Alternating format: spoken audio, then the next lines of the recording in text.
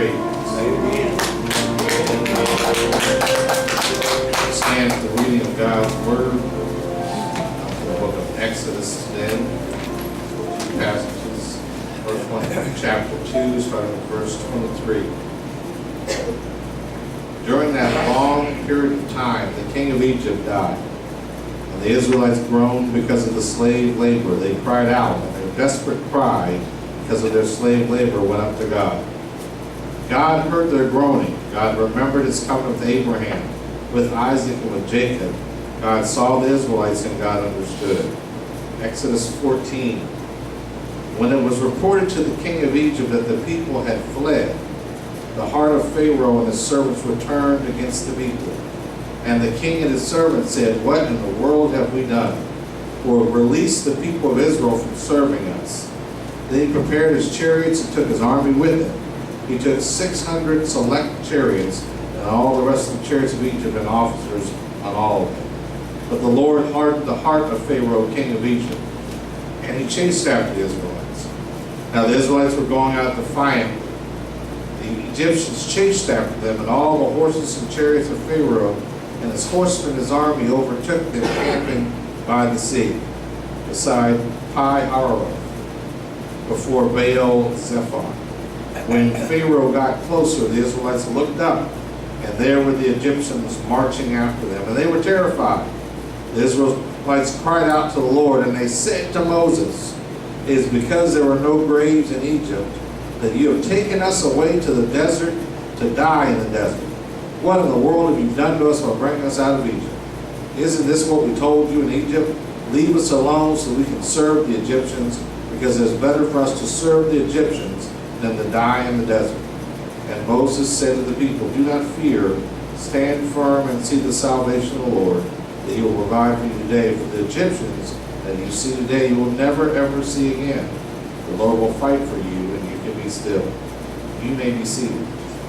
Today's sermon, change happens. The children of Israel, in this passage, had cried out for years about the slavery they were under in Egypt. They wanted to be free.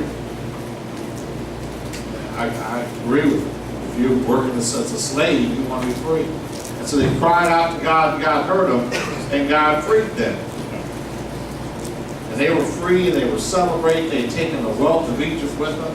They got down by the water, and all of a sudden turned around and saw the Egyptian army coming. And the first thing they said was, "Man, why'd you take us out of here?" They started blaming Moses. "Man, I could be in Egypt right now getting my head beat. I could be in Egypt right now eating that slop. I could be in Egypt getting treated like a slave. Instead, you brought me out here to die." Wait, what? I thought they wanted to be free. Sometimes you have to be careful what you ask for, because you may get it. And what happens to us a lot of times in life is change happens. Sometimes it's change we ask for, sometimes it's change that happens upon us, and we all go through the same situation. We've got to transition from the old to the new. See, change is different than transition. Change is an event. It's an observable. It's situational. It's external to you. It starts with the beginning. Change happens all the time. What do you mean by that, Pastor? Well, think about the fact that we use microphones in church now. Years ago we didn't. That change happened. The cars we drive. How many of y'all remember not driving a car? Some of us remember that. Now we all drive cars. In fact, if we don't have two cars, we're in trouble. Right? I remember when we had one car, that was good enough. Now, well, I don't know what my wife and I would do if we didn't have two cars. We're always going in different directions. Think of cell phones. How many of y'all 20 years ago didn't know what a cell phone was? And now all of us have a cell phone. Some have smartphones, some have dumb phones, but we all have a cell phone. Right? How do we operate without cell phones? I mean, I can tell you right now, I went to work the other day and forgot my cell phone, and I felt naked all day. And I don't have my cell phone. I hope nobody calls me. And Janine was calling me, and was trying to figure out why he wouldn't pick it up until she heard the ringer in the bedroom. Oh, he forgot his cell phone. Ooh, man, and the first thought was, I hope he's all right. Now, years ago, we didn't have a cell phone. We'd go to and fro, we'd go everywhere we could, didn't matter. But when that change happened, it happened. It wasn't something that we asked permission for, they just did it. Some people adapted to the change early, and some didn't, and the folks that didn't sometimes feel left out. Electricity. There was a time when all the houses didn't have electricity. Amen. Hello? Some of y'all remember that? We were at the Buffalo Soldier Museum, we saw this white pot, and nobody knew what it was except me. Everybody said, I wonder what you use that pot for. And they were talking about, baking stuff, and I said, no, that's not what that pot is for. I said, hey, y'all know what I'm talking about. You know what I'm talking about. Yeah, no, you wouldn't use that pot for. They looked at everybody, I'm here with 7 other people, and they all look at me. So what did you use the pot for? I said, well, that was you use that pot when you didn't want to go out to the outhouse. Somebody knows what I'm talking about. And they looked and said, really? I said, yeah, y'all sick for a bunch. But at the end of the day, things changed. Eventually we moved away from that. Now we have commodes and toilets, and some of them have fancy toilets in the house. But that change happened when sewage came through. Remember the old party lines on the telephone? That's how you found out all the gossip. You pick up the line and listen to women talk about what was going on. They were talking about each other. Yeah, I saw her. And 5 or 6 of them on the line. And if you giggle a little bit, who's that on the phone? Tell your mama, And when they switched from party lines to private lines, both had a heart attack. Oh my God! How am I going to get my gossip? And now we don't even have phones in most of our houses anymore because things change. Things change. The problem is, what hurts you is not the change, it's the transition from the old to the new. It's that, and transition is psychological. It has 3 phases. It comes over time, and it starts with an ending. See, when you transition from one thing to another, the first thing you have to get used to is the fact that something has ended for you. And then you've got to move through it. The difference is subtle. Change just happens. It tends to move quickly, but transition is slow. People have to choose to transition. See, when you think about companies, think about some of the companies you know that used to be so great that aren't now. One of the ones I think about is Sears. Sears at one time was the #1 retailer in America. They figured a way to sell to African Americans and other minorities who couldn't come in their stores by the catalog. Remember Sears Roebuck catalog? To get that, you could buy everything, including a house, out of that. But now Sears is in trouble financially because they didn't change with the times. They lost their edge. So they went from being #1 to nobody even knows who they are anymore.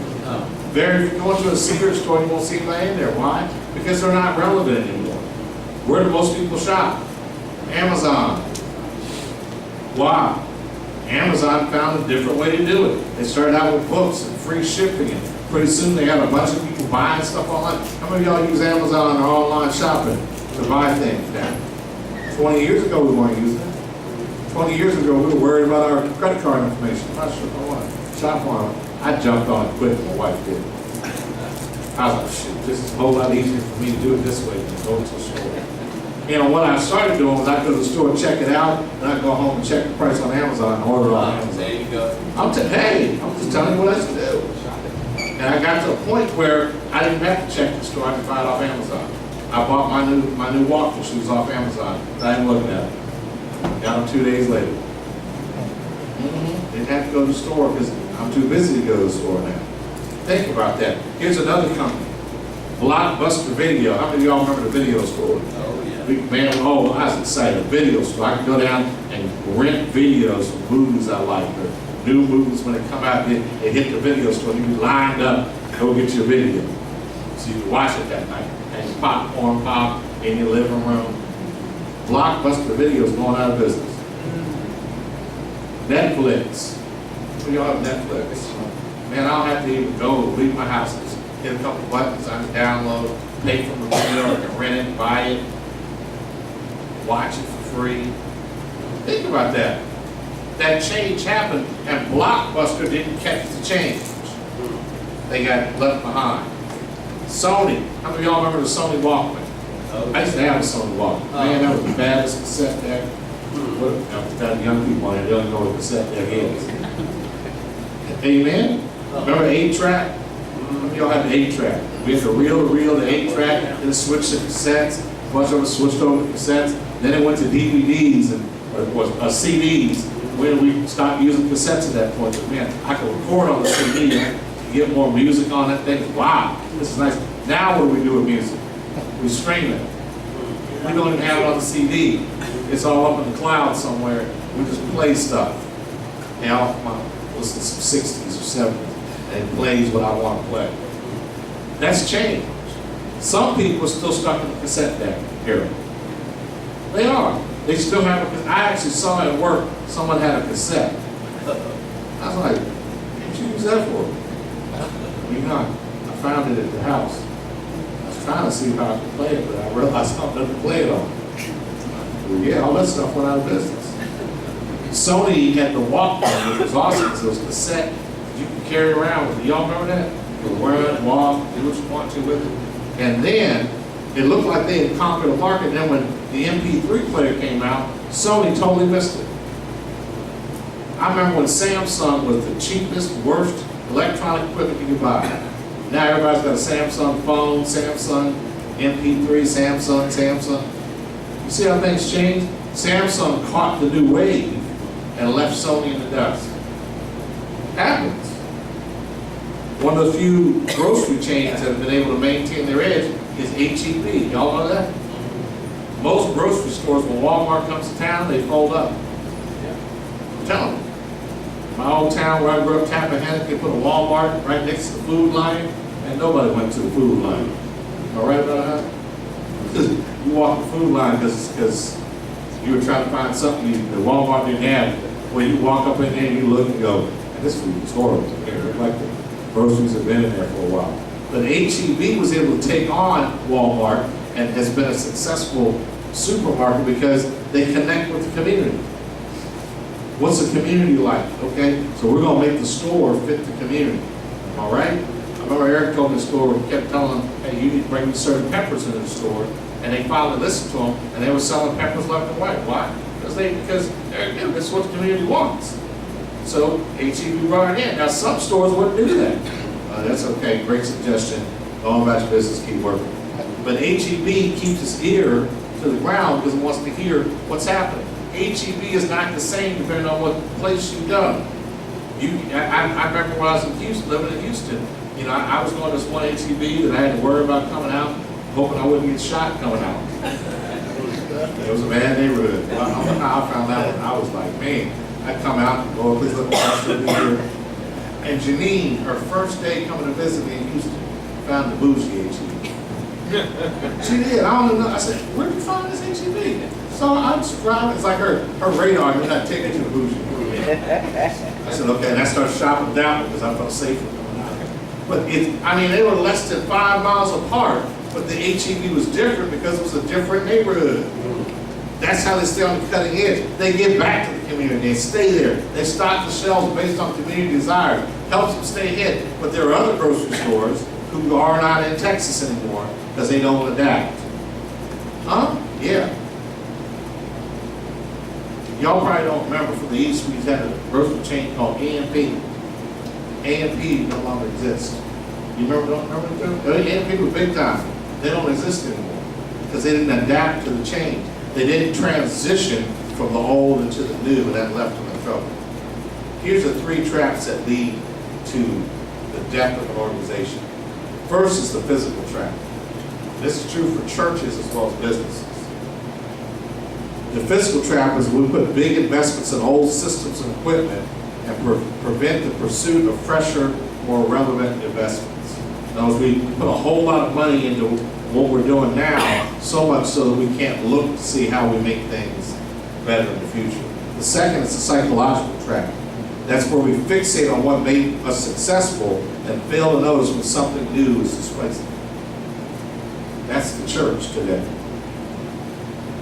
The church of Jesus Christ today has failed to realize how to do things a different way. There are churches now that do church via satellite. In other words, you have a main church and they've got satellite churches and they project video. So you're watching the preacher preach on a TV screen in the church. And the first time I heard about that, what's so impersonal? Man, those churches are blowing up. Why?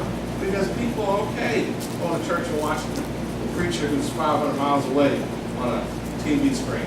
Now, to some of us, that seems crazy. A lot of young people like that. Changing with the times. Communion used to be wine and bread. And the pastor used to have to drink all the wine at the end because it was holy. Now, what do you think started happening to some pastors? The pastor walk out after communion. Woo! How y'all doing? Right? So we changed the grape juice. And there were people, I'm telling you, left the church because, man, it's grape juice now. It's supposed to be wine. With the Bible sitting on the bottom. But you know, that's what they hung on to. And now you can get communion all in one. You got the grape juice and the cracker all in one. You don't have to serve it like this. Imagine that. There are some churches I call drive-by communion where you just put everything out and everybody just grabs it. The preacher doesn't give nothing. Just grab it. Nothing wrong with that. But there are people who got mad about that because it changed. It's a transition that happened. I imagine pretty soon you're going to be able to go pre-order your own stuff, and while you're watching TV, take communion. That's what people are doing it. Yeah. And if you don't catch that change and transition to the new, you get left behind. Now, the third trap, strategic trap. Focus purely on the marketplace today and fail to anticipate the future. That means you worry about what's going on right now, and you don't think about where the future's going. I want you to think about our church. We've gone through some changes. Some of those changes we've gone through are a new pastor came 6 years ago. That's a huge change. There wasn't anything anybody could do about it. Bishop just said, we'll put the new pastor here. Pastor Schuler passed away, God took him home. And the bishop said, okay, I'm going to send this new pastor here. That change happened. There's nothing anybody in the church can do about it. There's nothing we can do to prevent Pastor Schuler going to heaven. There's nothing you can do about the bishop assigning someone new here. The problem happens when people can't make the transition from the old to the new. The new preacher comes, doesn't preach the same way, it doesn't operate the same way. His family is operating differently. And some people can't handle that change because they're invested in the old. It doesn't mean there's anything wrong with the old. It just means that when change happens, you have to be able to get through to it. Now, what I'm talking about is not just church, but in your life as well, and I'm getting ready to get there. Time and energy are the main cost of change. If everyone is extremely happy with the way things are, it's more difficult to change them. In other words, when you are really into what's going on, it's difficult to change to something new. It is, because you're comfortable there. Now, if there's a lot of dissatisfaction, people welcome changes they don't like where they are. How many of y'all have switched jobs? From a job you couldn't stand to a job you like? Pretty easy switch, right? But if it's a job you like, and you really like it, and you switch to something you don't like, you'll fight the change. So change shouldn't depend on our comfort zone, but it does. So we have to learn how to make these transitions. Here's the 3 phases of transition. Ending, losing, and letting go, neutral zone, and a new beginning. And over the next several weeks, we're going to walk through these. Why am I dealing with this right now? Pastor, why are you preaching about this? Because change is happening all around us, and we have to be prepared for how it impacts us and how we move forward. The children of Israel wanted to be free, but then when they were free, didn't know how to handle the change. They did. As soon as they got in trouble, what's the first thing they do? They wanted to go back into slavery. What? Does that make sense? That you want to go back to what you want to come out of? But when you're dealt with change, you have to figure out how to transition into the new, or you'll become extinct. Moses came there. He wanted to lead the children of Israel out of Egypt because God had sent him for that purpose. And so when they left, they didn't manage to transition very well, and they died in the wilderness, never achieving what they wanted. A whole younger generation went in because they couldn't transition. And I don't want that to happen to us. God has changed things in this church. God is changing things in the church. He's going to continue to change things in our church. And as he does, I want us to not get caught in the wilderness. I want us not to get caught in wandering around the mountain for 38 years, dying off, and then God raises a new generation to take the promised land. And that can happen if you don't understand transitions. Transition starts with the ending. How many of y'all remember when you got your first child? Anybody remember when the first child was born? What ended? I can tell you what ended mine. All of a sudden, my wife didn't have as much time for me. Oh, that was hot. You spent so much time with baby. I was getting a little jealous of my dog. She's getting all the attention. Am I right? See, we let go of extra sleep. You know, I used to be able to sleep for hours. We had the baby in the bed, kicking me in the back and stuff. Wanting to get fed, wanting to get changed. Extra money. Oh my God, children are expensive. My wife and I already calculated what's going to happen when Jeffrey and Olivia graduate. How much extra money we're going to have in the house. We already started pulling those things. Because children are expensive, so all our extra money went. Extra time alone. Boy, you can't get time alone when you're a child in the house. Every time you try to get alone, hey, Daddy. Hey, baby. You got to act like you know.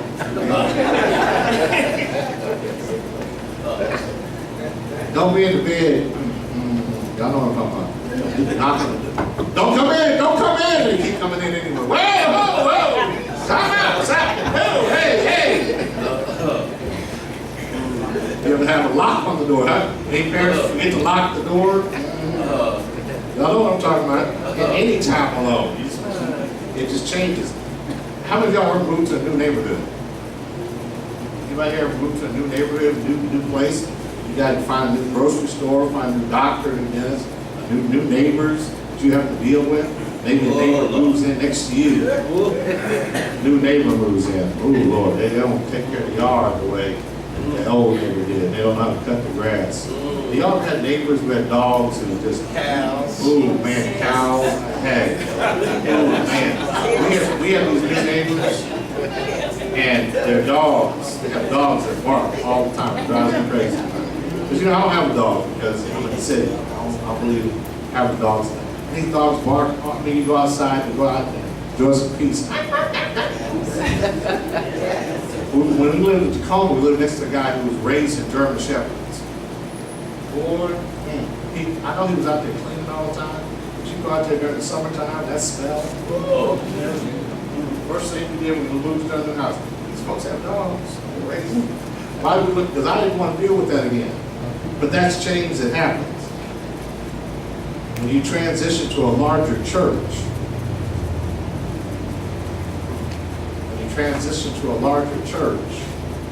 some things will end. Roles will change. You may not be in the same position you're in right now. Because as we get larger, we need to expand the number of people working. Because believe me, you're okay now. Get to 250 members and try to do what you're doing. Trying to be an usher and in the choir and steward. Pretty soon you're going to be tired. You're going to hate coming to church because you're wore out. Leaders are going to change. New leaders are going to pop up as the church grows. Why? Because that's part of change, it's part of growth. Relationships will change. What used to be a little friendly family, hey, I knew everybody, turns into, wow, I know I've enjoyed the church. Processes will change. You've got to put processes in place. When we decide to have a children's church, we've got to have processes for how we do background checks and all that. Why? Because it's a change. We didn't have that before. We've got to do that as we get larger. Does everybody know where I'm going now? As things change, you have to change with them or become extinct. And we have to transition from the old into the new. That means there's going to be things you have to let go of. Things you have to let go of, things you have to let go of, things you have to let go of.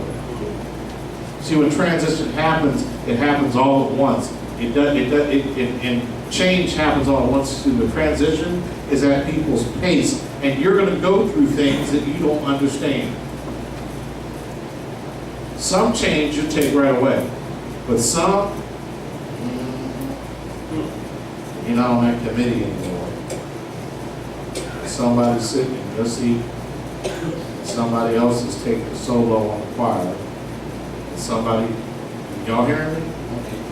When change starts to impact you directly, you will be amazed at what you feel and how that comes out. So we all want the church to grow, we say. But emotionally, sometimes we have a hard time with church growth because we lose something. I can't get to the pastor. I got to go through so-and-so and such and such to talk to the pastor. Something's wrong. I have a friend pastoring a church right now. He's going through that. His church has reached 200 some odd members. And there are members that have been with him from the beginning that are suddenly angry because they can't get to the pastor. But they said they want the church to grow. They were right there with it. Come on, pastor, we want the church to grow. But when the church grew, they were like, oh, I don't like the way I feel. And that's real. And this is not just about the church growing, it's about you growing in Christ as well. When you get saved, if you want to become spiritually mature, you have to let some things go. And you've got to transition into maturity. Now, there's phases of individual transition. There's endings, and there's beginnings, but in between is what we call the neutral zone. Y'all see it up there? And it's called a valley. Instead of the valley of despair. That means that you're going to go through some changes in all these different ways. Some people will get through quicker, and some are going to go kicking and screaming. Why? Because that's the way we are. We're humans. Some people adapt early. Some people it takes them a while to get there. My grandmother took years to get used to riding in a car. She liked walking everywhere. So we had cars, and when Grandma was in your car, we had to slow down.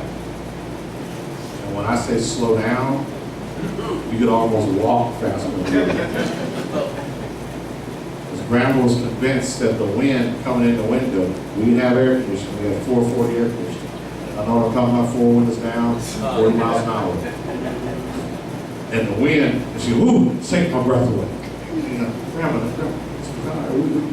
And she took her a while to wrap her head around riding in a car. Now that sounds strange, doesn't it? Now this is the same woman who had this faith to pray healing.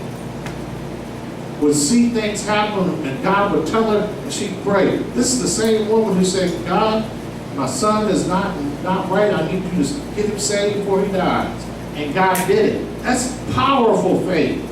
And we get in the car and ooh, let's get scared. Now slow down now a little bit now. You don't even get there too fast. Now, as she got older and got used to the car, she liked riding in the car. My Uncle John would get tired of waiting on you and walk. All right, Janine? We were in Virginia, went down to church.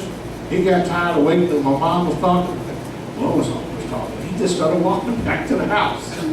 Uncle John, and we actually drove past him. You know, Uncle John, He wanted to walk. Hello? This stuff sounds crazy, but that's change. Change happens. You have to learn how to transition with the new. Because if you don't, you'll die. And that's what happened to the children of Israel. So as I go through this over the next several weeks, I'm going to deal with some of those emotions you're going to feel. Some of the things are going to happen, you're going to recognize, go, ooh, Lord, that is how I feel. And that's okay, and I want you to know it, because that's part of the transition process. In order to go where God wants you to go, sometimes you have to go through some things you're not very comfortable with. Here's what Marilyn Ferguson said about it. It's not so much that we're afraid of change or so in love with the old ways, but it's that place in between that we fear. It's like being between trapezes. It's linus when a blanket is in the dryer. There's nothing to hold on to. Y'all know who Linus is for Peanuts? Linus had a security blanket all the time. And whenever it was in the dryer, he would go crazy because he didn't have a security blanket. And he'd just be sitting outside the dryer, going nuts, waiting on it. But has to wash it every once in a while. And he would just, oh man, because he didn't have that security blanket. I'll tell you a story about when I had to let go of my fear. When I was in ROTC in college, they were teaching us how to rappel. Rappelling means you're on a rope and you're coming down a mountainside or something. You just let go and fly. Y'all see that on the adventure movies? They guys flying out the helicopters on the rope? Well, yeah, that's what it is. And so I had to learn how to do this, and I was deathly afraid of that height.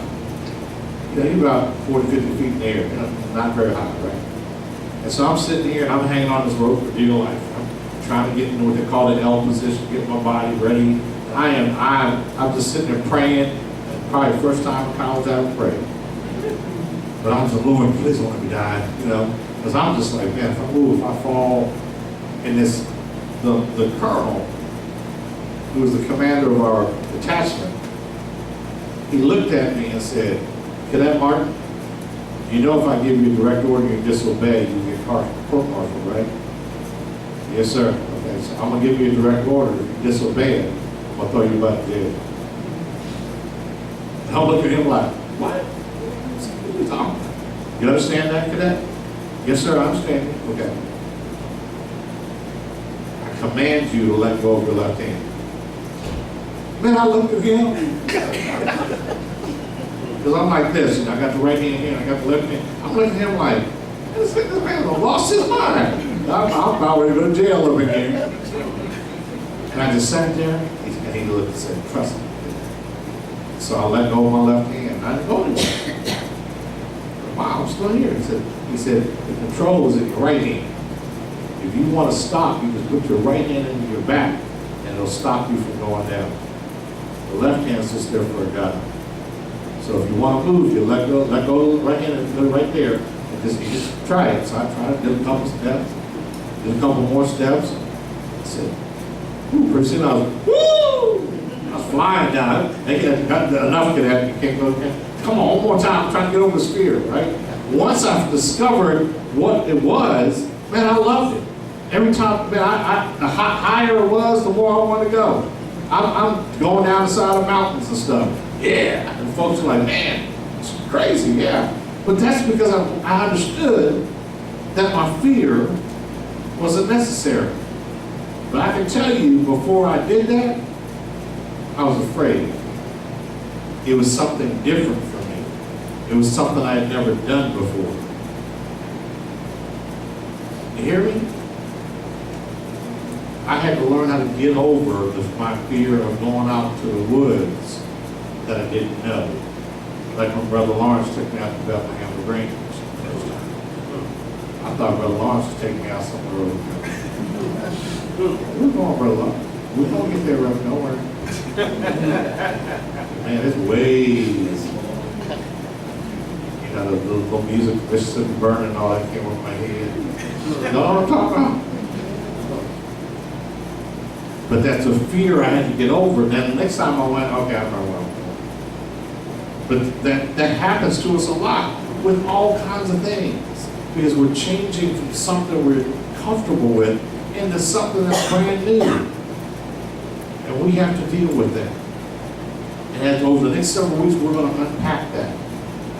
Because I'm telling you, some of you won't admit it, but some of you are afraid of where God's taking us. And that's natural. I don't want you to think something's wrong with you. No, nothing wrong with you. That's the way things are. We don't want you to stay there. Here's how churches die. They refuse to look like the community.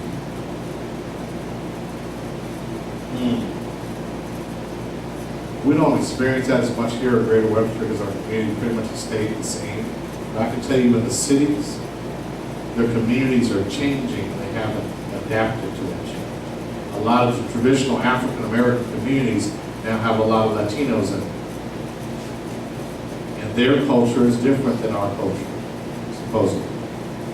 I said supposedly because if you get to know them, they're not that much different.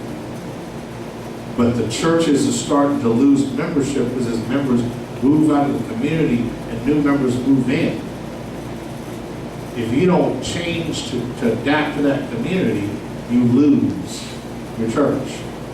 Second, they have no community-focused ministries. They're not trying to reach the community. They're not going out trying to win souls. Third, members become more focused on memorials.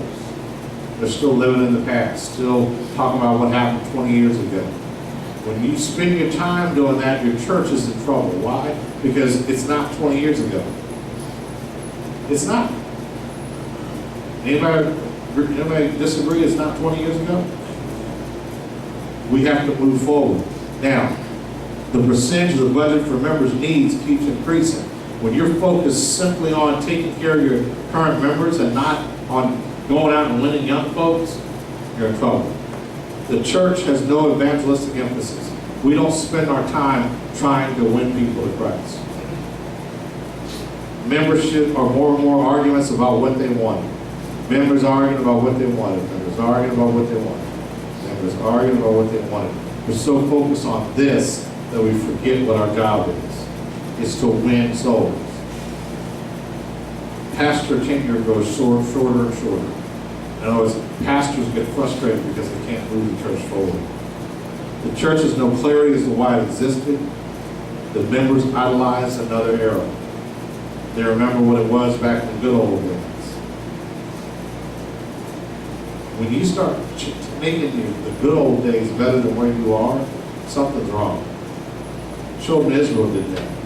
They would rather be back in slavery than to live free. And some folks are still living 50, 60 years ago. They haven't let it go. And that causes churches to die. The facilities continue to deteriorate. That means they keep going downhill. And you can't tell it because you're so used to it that you don't see that they need to be fixed. When you go into someone's house for the first time, you can spot everything that's wrong.